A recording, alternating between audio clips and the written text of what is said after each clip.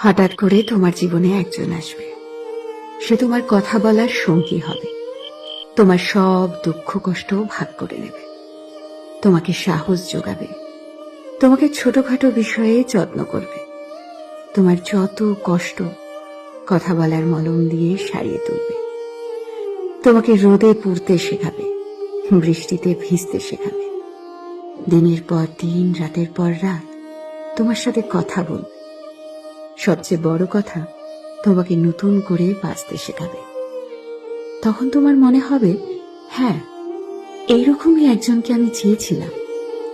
অনেক বছর অপেক্ষার পর আমি তাকে পেয়েছি, আমার পাশে আছে একজন।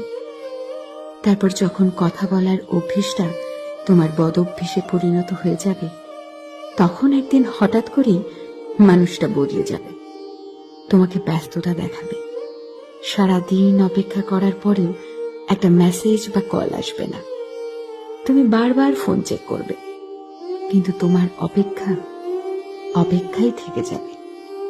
প্রথম প্রথম দুই একবার কল করে তোমাকে বোঝাবে সে নিরুপায়, তার জীবনে খুব ব্যস্ততা, তাই সে সময় দিতে পারছে না।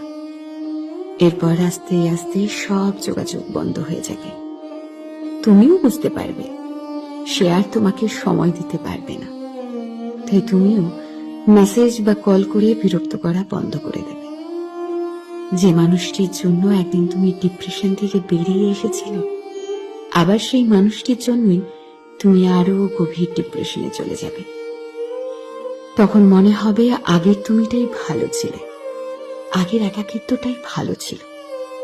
জীবনে একা থাকা খুব সহজ, কিন্তু জীবনে কেউ এসে চলে যাওয়ার যে একাকিত্ব, সেটা বড়ই কষ্টদায়ক।